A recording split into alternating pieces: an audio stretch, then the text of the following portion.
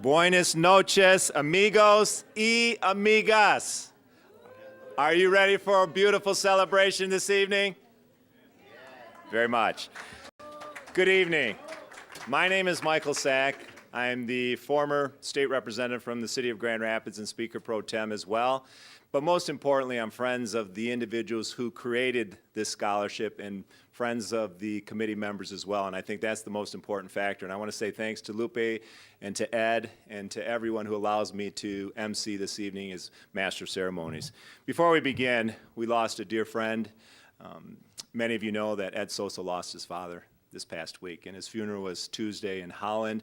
So, Bone, Sosa, we think of you. Would you please take a quiet, silent moment in memory of Ed's father and everything that he has done for his family and for our community. So please bow your head.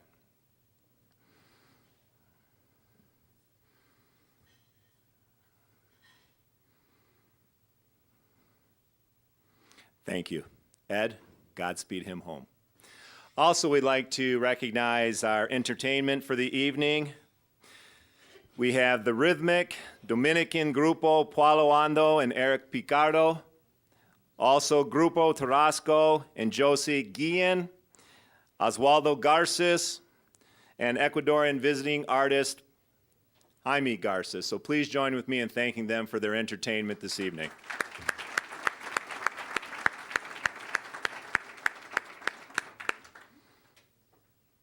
Also, knowing that the community involvement is critically important to the Hispanic community and to all people in the city of Grand Rapids and the West Michigan community, we have some distinguished guests, even though all of you are distinguished guests. We have some elected officials here as well. We have Representative Dean, who is represented by Noah Sefla. Would you please stand, Noah, on behalf of Representative Dean? From our Grand Rapids City Commissioner, Commissioner Walt Gutowski, and Second Ward City Commissioner David LeGrand. Would you please stand?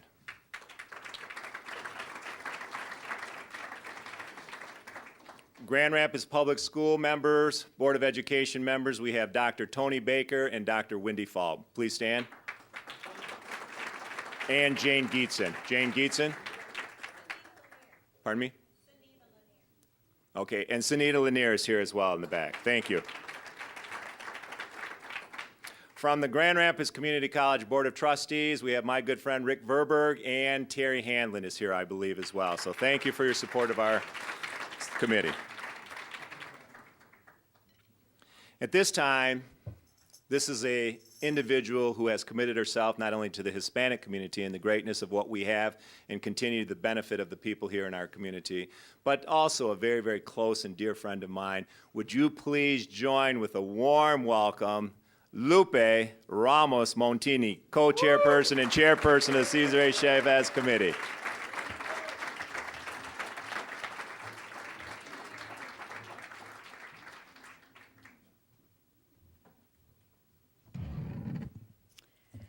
Tonight is a new night.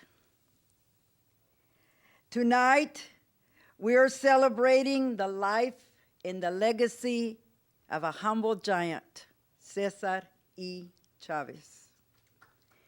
Tonight, we are mentoring and facilitating the academic achievement for 6 young ladies. Tonight, we are writing another page of history in the greater Grand Rapids area. Tonight, it is an honor for me as the chair of the committee to honor Cesar E. Chavez, to welcome each and every one of you to our 2009 Cesar E. Chavez Hispanic Scholarship Gala. The committee has worked hard to plan and implement this gala, and we are hoping that you stay throughout the program and help us celebrate the academic achievement of these 6 young ladies. Thank you.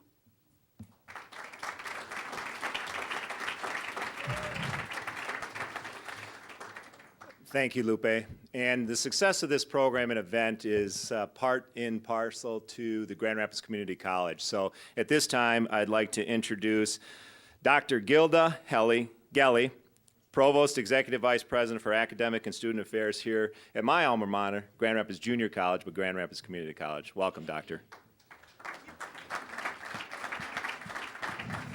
Good evening. I have the pleasure, the honor, and the distinction of welcoming you on behalf of our president, Dr. Stephen Ender, and our Board of Trustees to this wonderful event.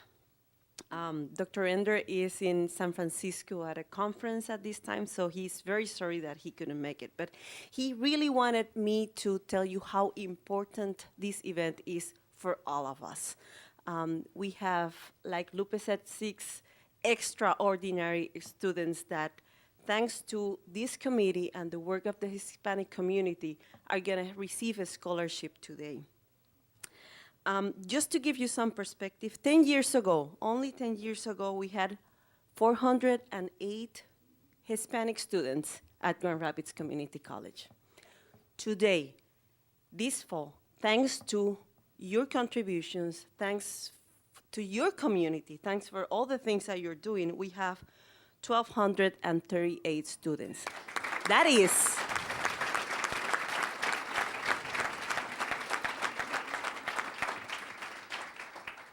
a 300% increase in only 10 years.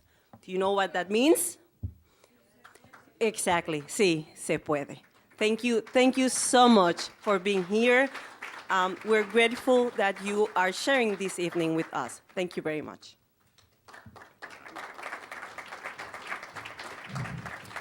Thank you, Doctor. At this time, the Hispanic community is very based in its steep traditions and roots in their faith. I'd like to introduce Dr. Zenon Cardenas, and he is the pastor and priest at Saints Peter and Paul Catholic Church from Ionia. Welcome, Father.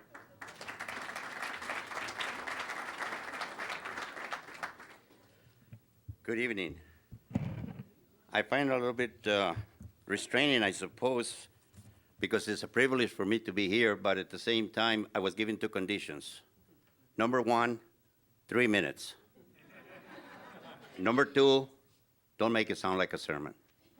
So with both my hands tied, I would like to briefly maybe do a little bit of reflections, not only at the beauty of what I'm experiencing tonight, for the first time, because even though I'm in social justice, I have never been really that active in the Cesar Chavez movement, although we follow it through as a family and as a person. So tonight we really get together to experience and to remember and to reflect on the life of Cesar Chavez, because it's really quite interesting to triple the amount of young people that are coming to college today in short 10 years is just the beginning of something that he dreamed a long time ago. So I would like to touch on 3 points, 3 aspects of that life of Cesar Chavez. Then the first one that I will touch on is on the person, Cesar Chavez. The second one, how God works amongst men. And the third one, the work of man. Now, it's really quite interesting for anybody who has read the biography of Cesar Chavez to be able to see how such a simple and humble man could accomplish so much. I feel that it was the strength, as it's already been said. He was strengthened by his culture, by his tradition, by his faith, and by his religion. He was a migrant worker. He was a migrant worker because of the Great Depression. And as we all know, a lot of people lost their place or their homes. And a homestead that had been settled by his grandfather in 1880 was lost in the Great Depression. And so he became a displaced person who followed the economic growth and became a migrant worker. Being a migrant worker and working in the fields and suffering all the injustices, he became very sensitive in the discrimination and injustices at the workplace, being looked down in society, and thereby considering by society as a second-class citizen. Now, the second point that I'm going to touch on, remember, I only got 3 minutes, is the work of God. And even though I don't want to make it sound like a sermon, I truly believe that Cesar was called by God. But it's interesting that when we say called by, if anybody ever follows any religion, God calls everyone. And so consequently, to be called is to be a leader. So what happens when God calls someone? Well, he doesn't leave you alone. God called him to be a leader of his people, but he sent mentors to guide, to mold him, and to help him to accomplish all that he accomplished. The first one was Father Donald McDonald, who introduced Cesar to the life of St. Francis of Assisi. And in that, Cesar took to understanding the meaning of working for the poor and working for the lepers, as St. Francis did back in the 13th century. Also, he introduced to him Gandhi, the life of Muhammad Gandhi. Now, it's interesting if everybody ever read that biography and how he himself suffered the persecutions and discrimination, even though he was a lawyer in England, when he went to Africa. And because of that, he went back to India, and we all know his accomplishments. But the biggest thing that he accomplished was the Nonviolence Act. And so as he continued, Cesar Chavez also learned and was in touch with Martin Luther King, who was also struggling for his committee of the black people in the South. All of this brought out in him, Cesar Chavez, a concept of nonviolence. And I really believe that it was this concept that really helped to make what was his union a success. And what made it a success is the fact that he didn't mean to join in with the religion, but because of the fact of who he was and what he practiced, he thereby joined the two together, not meaning to, but creating a movement. The movement that he created in reality is nothing more than people with a conscience. And so we come to the third point, and the third point is the working man. And if I was to speak of the working man, I would say, look at yourselves. You know, in 10 years, triple the amount of people that are coming to further education, I think is tremendous. In the working of man, you know that not any individual could accomplish what he accomplished without the help of all the people that were with him. In Helen Favela, who was his wife, actually who supported him throughout his whole life, Fred Ross, who was an organizer, Jim Drake, an organizer, Dolores Huerta, an organizer but researcher. All these people were committed and helped him to accomplish what he felt he had to accomplish. But what about today? And what about the future? You know, what about the leaders that perhaps not so much as Cesar Sanchez, but as I said before, we're all called. Do we answer like he did? I can't help but think, what would have happened if he had not been a displaced person? What would have happened if he had had a fullness of education? What would have happened if he had become a middle-class America? What would have happened if he had had all the dream, the American dream that we all search for? Would he have committed himself? I don't know. But I think it's something that we have to be realistic about and to understand. And so because of that, I think that as we look to ourselves and to ask ourselves, can we be a leader? Well, look at the life of Cesar. Poverty, which forced him to go out and become a migrant worker. Discrimination, which taught him the value to be able to stand for himself as a man, and the injustices. So, and my notes are all tangled up. In closing, I would just simply say that we have to ask ourselves, do we still need leaders? Yes, we do. And can we be a leader? Now, perhaps not so much on the forefronts, but as we have proven here tonight, you don't have to be on the forefront to accomplish the dream that he dreamed of. And so today we honor his memory. Thank you.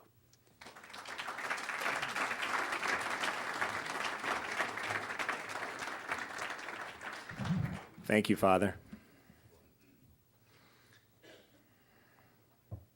At this time, I'd like to reintroduce Lupe, who is going to talk about the accomplishments associated with the committee. So, Lupe, would you please join me back at the podium?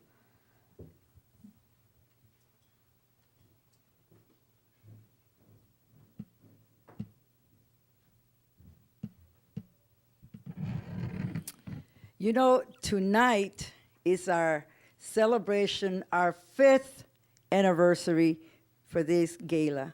5 years ago, we started giving scholarships to students here at Grand Rapids Community College.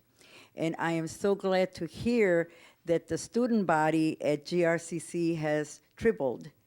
I'm also very honored to say that Dr. Juan Olivares was the president just before Dr. Ender, and he had a lot to do with the increase of the population here at GRCC. So we have been blessed here at GRCC with the right leadership to increase our population of Hispanic students. And I know with the leadership of Dr. Ender and Dr. Gilda Gelly, we will continue increasing the population here at GRCC. Now, what else have we accomplished as a community to honor Cesar E. Chavez? Well, just in September, we were able to be spearheaders in the renaming of Hall School as Cesar E. Chavez Elementary School. And for that, we were very, very proud. We have also, if you look at your program, we have a leadership board. And the leadership board is the one that meets with me when we have burning issues or concerns that we would like to take care of here in our area. Not very long ago, we met with the new city manager, Greg Sundstrom, and we recommended to him some things that we felt were good for our community. So we will be partnering also with the city in that way. Monday, I was able to meet with the superintendent of Forest Hills, and we were able to also propose some recommendations so we can start partnering not only with the Grand Rapids Public Schools as an elementary school, but surrounding schools in our area. We need everyone to know and what the legacy of Cesar Chavez was and is, and how they can implement it in their lives and in their communities, and very much as a former teacher in the schools.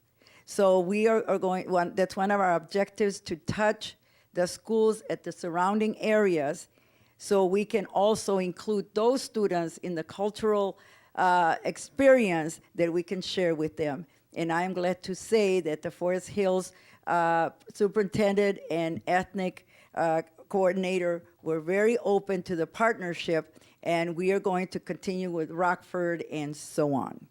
So that's another great accomplishment that we have, that we have made. So we as a committee are very, very proud. All of us are volunteers. All of us are from different professions. All of us have an experience to share, and we want to continue partnering with all of you to start out with, and everybody else that we can get along the way. And we're very, very happy. How many of you are here for the first time? Bless your hearts. That is wonderful. So if you looked around, we have added some new people to the Cesar E. Chavez Circle. Now, another big accomplishment that we are very proud of, not only do we give 6 $1,000 scholarships to 6 outstanding students, 3 of those families or those students have to come from migrant families. Cesar was a farm worker. So we believe that 3 of the students whose families worked in the fields or are working in the fields should be getting these scholarships and taking advantage of what we can do to expedite their academic achievement. And then 3 are from Hispanic families. So we were very, very glad about that, and also that we're able to give the foundation, and now I'm going to ask Andy and Ed to come forward to also give the donation. We're going to give a contribution, and I'm going to show you the check in a few minutes. But remember, at the beginning of my remarks, I said we're in our 5th anniversary. So you know we have been working hard. You know that people respect what we do and trust us as individuals to give us money so we can continue adding to. And so we feel very proud about that. And now we have a big check. But before I give the big check, I would like the committee to honor Cesar Chavez to come and stand here in the front of the podium, please. Don't be shy.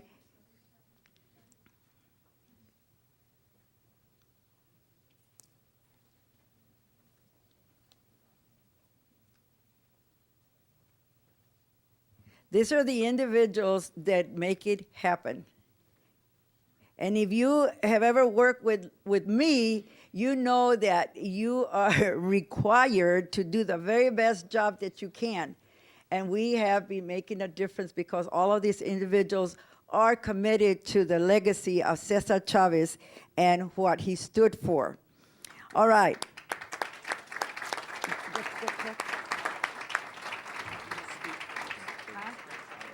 Yes, okay. Don't present it yet. Yes, I know. You can. Okay. Okay, go ahead. Thank you, Lupe. As you can see by the dedication and leadership of the existing committee, as well as each and every one of you throughout our community, the accomplishments, please join with me in thanking the chair, Lupe Ramos-Montini, and all of the committee members for a job well done.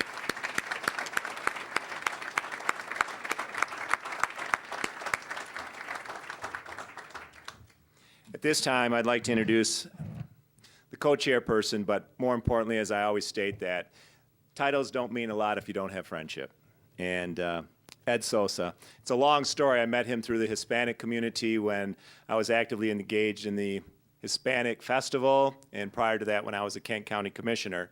And he would teach me Spanish words and I would teach him Polish words.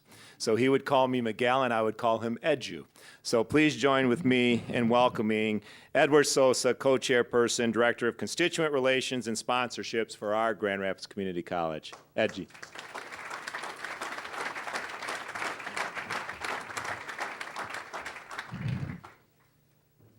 Thank you.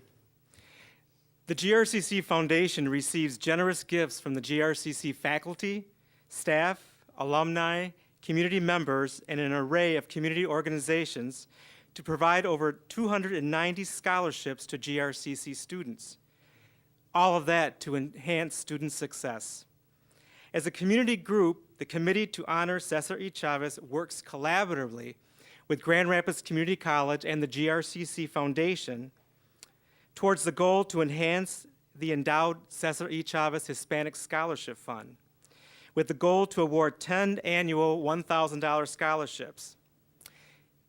As Lupe said, in 2005, the committee awarded 3 $1,000 scholarships.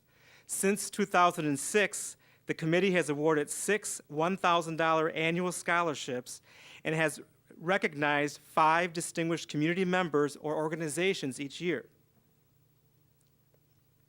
Andy, my boss and my colleague, Associate Vice President for College Advancement and Executive Director of the GRCC Foundation. Andy, on behalf of the Committee to Honor Cesar E. Chavez, AT&T, State Farm Insurance, McDonald's USA LLC, Fifth Third Bank, UAW, 1D, and many other sponsors and donors. It's my esteemed pleasure to present to you once again this year a check in the amount of $15,000 to the endowed GRCC Cesar E. Chavez Hispanic Scholarship Fund.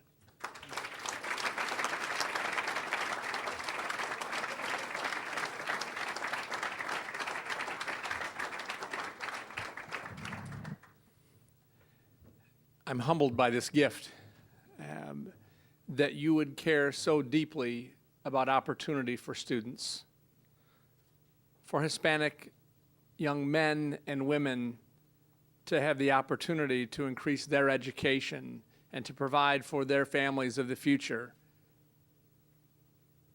is why we do this. And so on behalf of the foundation, and I have Ana Ramirez Saenz, who is with me tonight, who's one of our foundation board members, On behalf of our board and on behalf of the college and our board of trustees, we say thank you, thank you, thank you.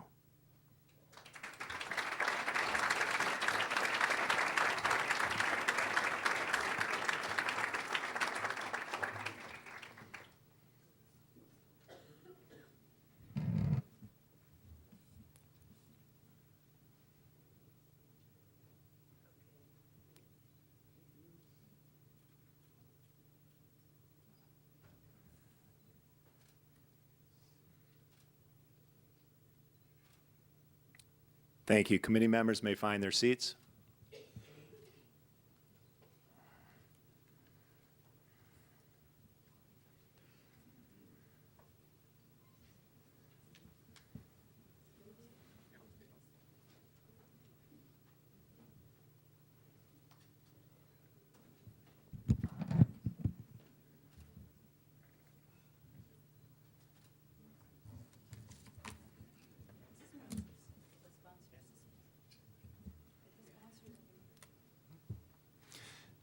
At this time, we would ask representatives from State Farm, AT&T, Fifth Third Bank, the United Auto Workers, and McDonald's to please join our chairpersons as well as the director of the Grand Rapids Community College Foundations for a photograph.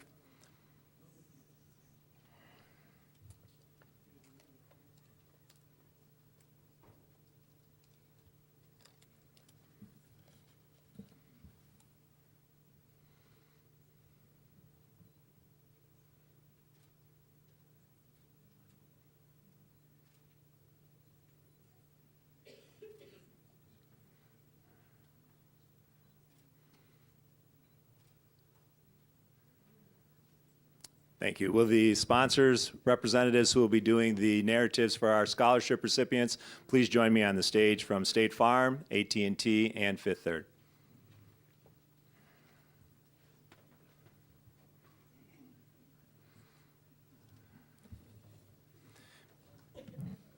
Before we begin the most important part of this fellowship and this celebration of the presentation to the recipients of the scholarships, I'll just briefly, succinctly comment about the Cesar A. Chavez Hispanic Scholarship Fund. The annual scholarships are awarded to full-time or part-time qualified Hispanic students pursuing any field of study. To qualify, students shall be of Hispanic descent and have a minimum grade point average of 3.0 or higher, or a minimum of 2.5 college GPA. Half of the annual awards will be designated for migrant farm workers, present or previous, or dependents of. If there are not enough eligible students in this category, the remainder of the scholarships will be awarded to other eligible Hispanic students. So at this time, I'd like to welcome to the mic a good friend of mine as well, Mr. John Schwartz, External Affairs Director for AT&T. Welcome, John. At this time, will the scholarship recipients, all 6 of them, please come to the front of the stage, please.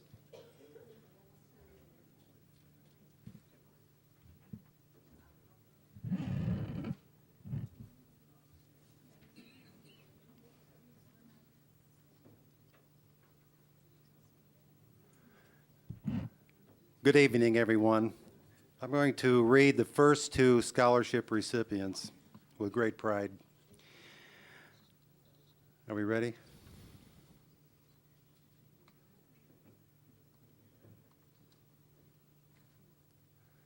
Our first recipient is Diana Berlanga. Diana was born in Grand Rapids. Her parents are migrant workers from Guanajuato, Mexico, who worked for many years in the blueberry and strawberry fields. Diana attended Hull Elementary, Burton, and Godwin Heights Middle and Godwin Heights High School, where she graduated among the top 10 students in her class with a 3.7 GPA.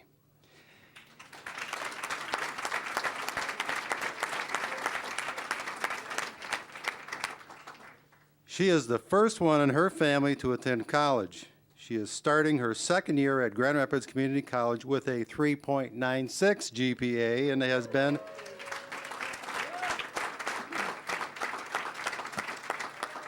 been on the dean's list both semesters. Deanna plans to transfer to Grand Valley State University and study to become a high school teacher. She's here tonight. She is here tonight with her parents, Graciela and Federico. Congratulations, Deanna.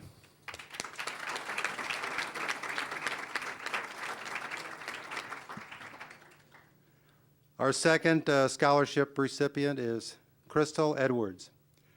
Crystal was born in Los Angeles, California. She is the third of 4 siblings. Her mom is from Belize and her dad is from Puerto Rico. Crystal graduated with honors from Rogers High School in Wyoming. Her father, Jaime, owns the wonderful Cafe San Juan in Wyoming.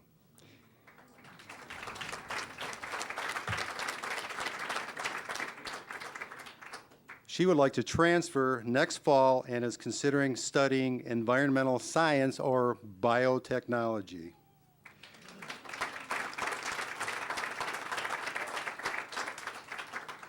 Crystal is a permanent fixture on the Dean's List, works in the biology lab at GRCC.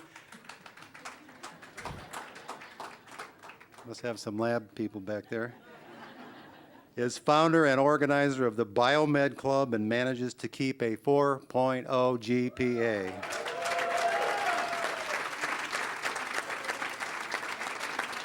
And she is here today with her parents, Beulah and Jaime Martinez. Congratulations. Thank you, John, and also once again a sincere thank you to AT&T for their sponsorship.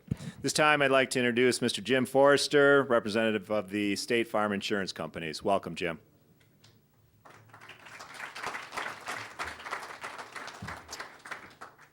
Okay, our next recipient is Rosa Estrada.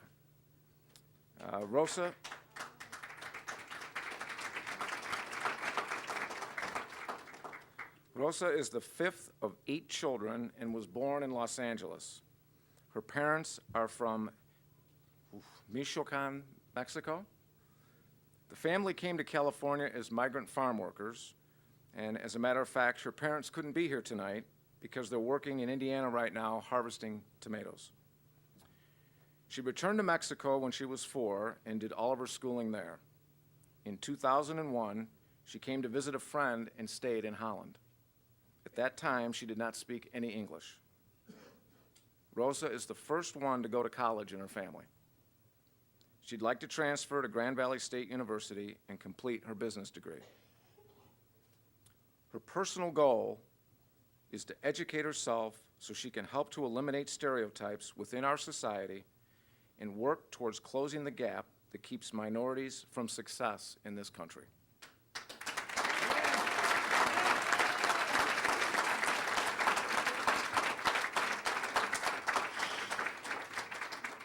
She is married to Roman Estrada, and together they have 2 children, 4-year-old Alexis and 3-month-old Michaela. And she is still able to maintain a 4.0 GPA.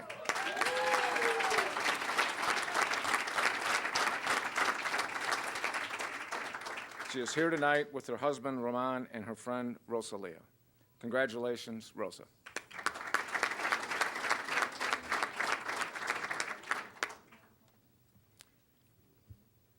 Our next recipient is Adriana Garcia Gonzalez.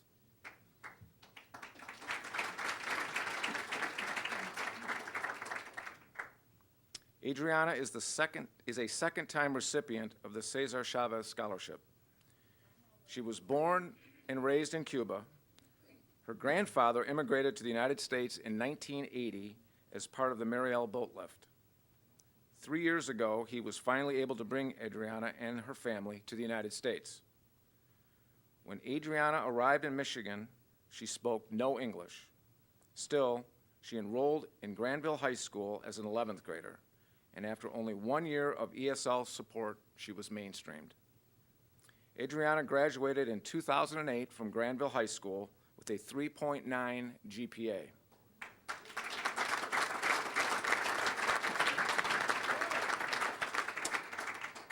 She is currently in her second year at Grand Rapids Community College and would like to study medicine. Her current GPA is 4.0.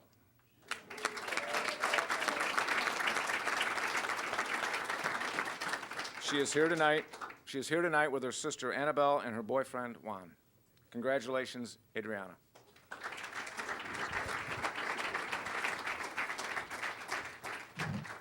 Once again, we want to thank to Mr. Forrester and State Farm Insurance.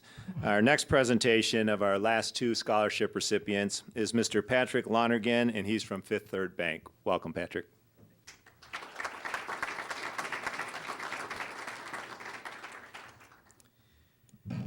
The next recipient is Marina Ramos Matias. Marina was born in Todos Santos, Guatemala. Her father came to the United States as a refugee in 1990, and the rest of the family followed in 1999. To support the family, her father worked in the fields of California, Florida, and Michigan. When Marina came to the United States, she did not speak English or Spanish, only Mam, a Guatemalan dialect. Once here, she had to learn to speak English and Spanish. She attended the former Hall School, now Cesar Chavez Elementary, then Burton Middle, and then Central High School. She graduated at 18 years old in 2008 with a GPA of 3.7.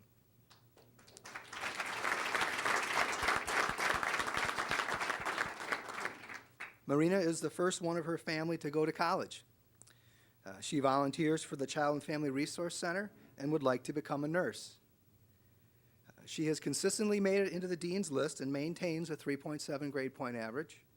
And she is here tonight with her sister Yolanda. Congratulations, Marina.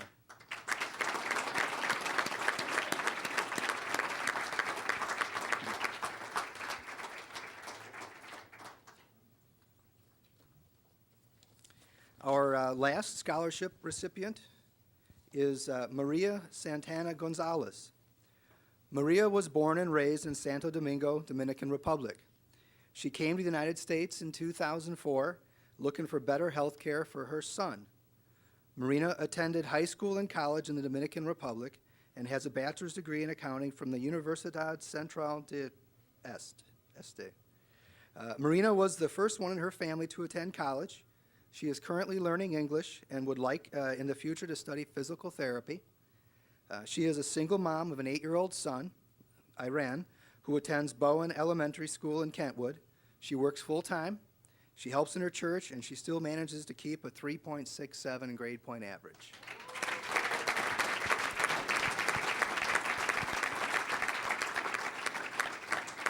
She's here tonight with her friends Gladys and Brenda, and congratulations, Maria.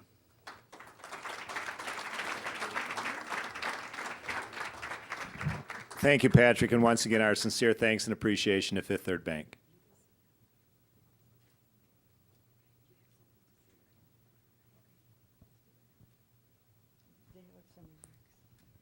First of all, I would like to thank GRC Grand Rapids Foundation Committee and the sponsors, and I would especially like to thank the Cesar Chavez Committee. Thank you so much. It really means a lot to me. I would like to thank my parents for being here with me today and for always supporting me. Thank you.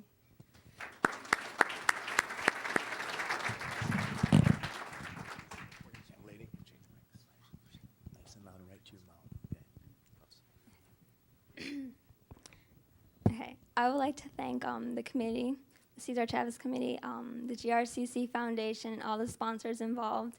Thank you so much for giving us, the students, the opportunity to continue our education. I would also like to thank my parents for supporting me and being there throughout my whole academic career. Thank you.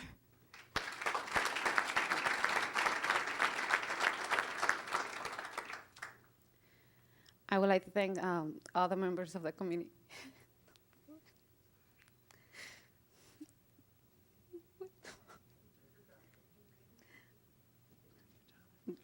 Grand Rapids Community College and all the sponsors. I apologize. I'm really excited. When I came here in 2001, I would have never pictured anything like this. Today I know it's possible because of people like you. I want to thank my family, my parents, although they're not here, my husband, my brother. Thank you so much to everyone. Thanks.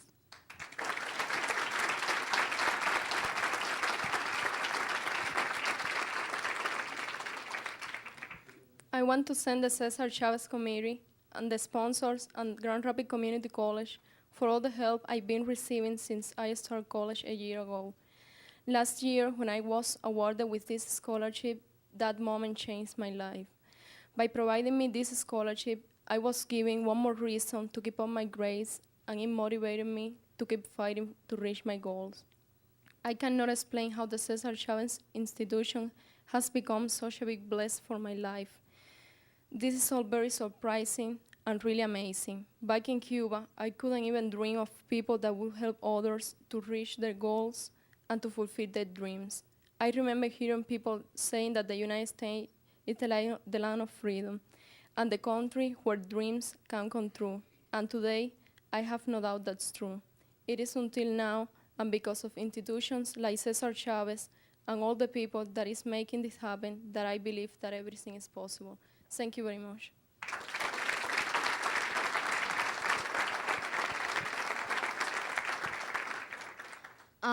I'm really happy to be one of the recipients for this scholarship. I was actually surprised when they let me know that I was one of the nominees, and I was really happy. And then I haven't been this kind of event in my life, and it was a surprise for me.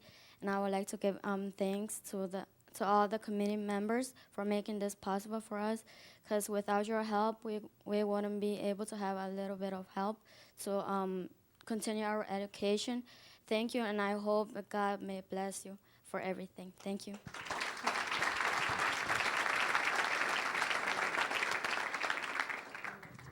Thank you to the Cesar Chavez Committee. I hope to be a physical therapist, and this scholarship will help me to reach my goal, and this will have a better life for me and my son. Thank you.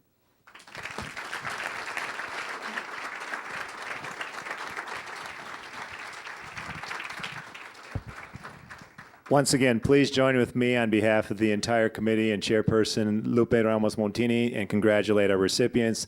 These young men and women, or these women this evening, they make up such a significant impact. You could see by our third speaker this evening the impact that this scholarship and acknowledgement has on these individuals. So, they will be, if they're not the leaders today, they will be our future leaders. So at this time, before we conclude, I'd like to once again welcome the chairperson of this great Cesar Chavez Hispanic Excellence Scholarship Gala, my good friend, Lupe.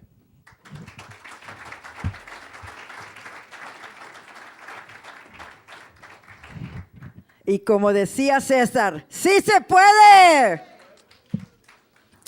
That's what Cesar used to say. It was true then, and it's true today, and it is true in the future. Now, we're going to sing De Colores, the theme song of the United Farm Workers. Now, when we sing this song, we join hands. And we're going to try to make a big circle around the room holding hands. We have a group from, what church are you representing? Holy Name of Jesus. And Jose Obrero. And together they're going to join us in a few minutes in singing De Colores. And we will conclude that way. But before we do, one of my little remarks, I said, we're all volunteers, and we have sponsors that believe in our mission. We have sponsors that believe in the life and the legacy that Cesar lived, and because of him, we are here today. Because of him, these young people got the awards. And I'm very, very proud of the remarks and the work that Fatima Nieves put in getting the students prepared to make the remarks and get ready for this gala. As you heard, there were some of our recipients that this is the first time they experience such an event. All of this is good. In the back of your program, we have dates that we would like you to put in your calendars. We celebrate Cinco de Mayo together with El Sombrero Restaurant on Cinco de Mayo, which is May the 5th. And we also are very, very happy on March 31st, every year, we celebrate Cesar's birthday. And we will have a social justice march down Cesar y Chavez Boulevard, which is Granville Avenue. Then we go to church. Then in the evening, we have the Hispanics Excellence Awards, where community members that make a difference for our committee and live the life and legacy of Cesar are awarded. So please put these 2 dates on your calendar and plan to join us for those 2 events. Very different from this event that we had here tonight, but all with the same mission, making a difference. And in behalf of the committee to honor Cesar y Chavez, again, I say thank you, muchas, muchas gracias for your participation, your commitment, and your attendance here today. Now, please stand around the room, join hands with the person right next to you, and we're going to sing De Colores. De Colores. De Colores is in your book, in the cover page. So if you need the words, they're right there.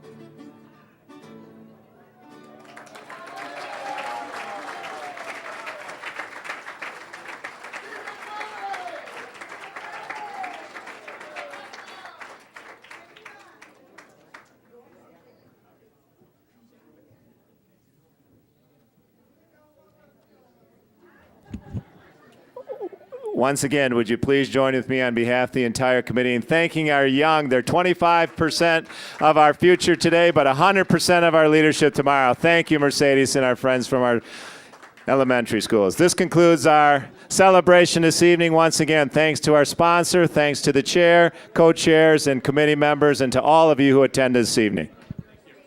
Could we have all of these scholarship recipients in the front for one last picture, please?